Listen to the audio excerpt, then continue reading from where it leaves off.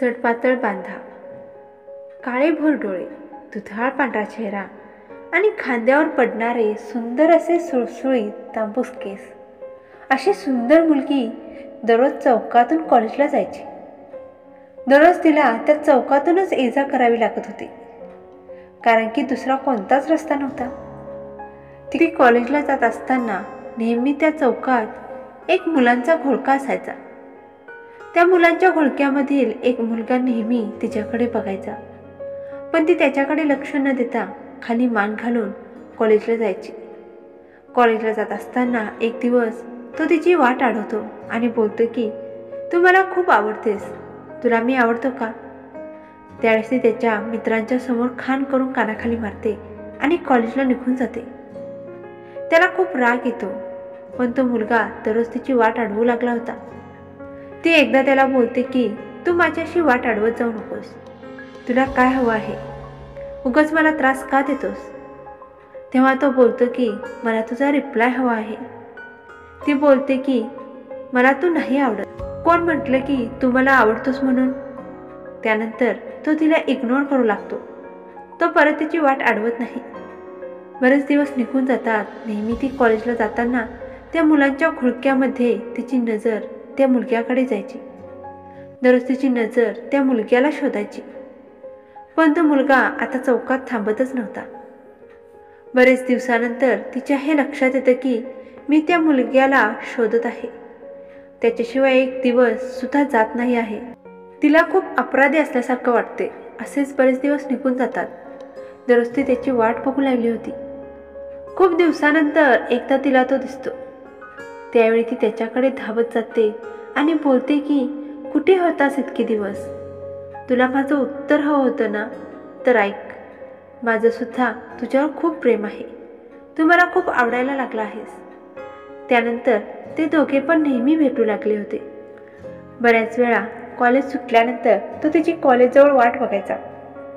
दररोज कुठे कुठे फिरायला सुद्धा जायचे. हळूहळू दोघे पण एकमेकांच्या खूप जवळ आले होते.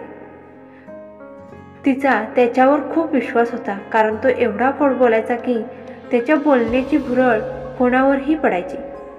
तो नेहमीच तिला बाईकवरून खूप ठिकाणी फिरायला घेऊन जायचा. दोघे पण नेहमीच खूप मज्जा मस्ती करायचे. एक दिवस कॉलेज चुकवून दोघे सुद्धा एका किल्ल्यावर फिरायला जातात. त्या किल्ल्यावर बरीच नवीन लग्न झालेली जोडपी फिरायला आलेली असतात. दोघे पण त्या किल्ल्याच्या एका कडेवर जाऊन बसतात.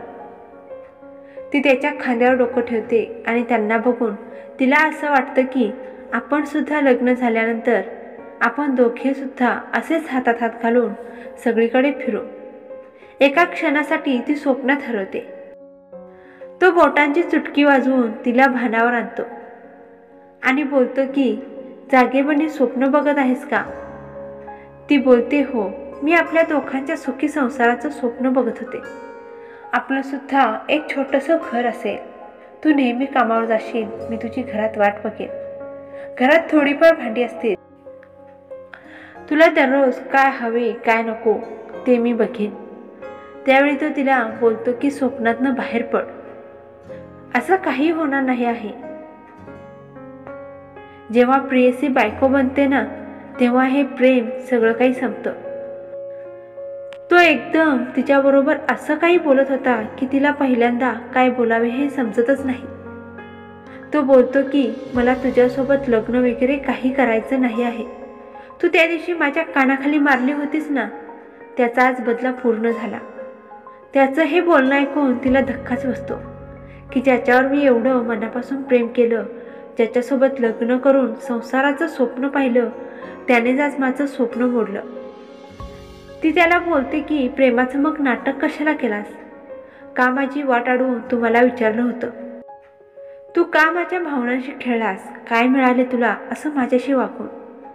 माझा तुझ्यावर खूप विश्वास होता, त्या विश्वासालाच तू तडा दिलास, असं ती त्याला बोलते. आणि त्या किल्ल्याच्या कडेवरून ती उतरायला जाते आणि पाय घसरून पडते. तो गडबडघाईने उतरून तिला सावरायला जातो. तेव्हा ती बोलते, थांब, मला हात नको लावू, मला तुझी गरज नाही आहे. ती रडत रडत तशीच तिथून घरी निघून जाते. परत ती त्याला केव्हाच भेटत नाही.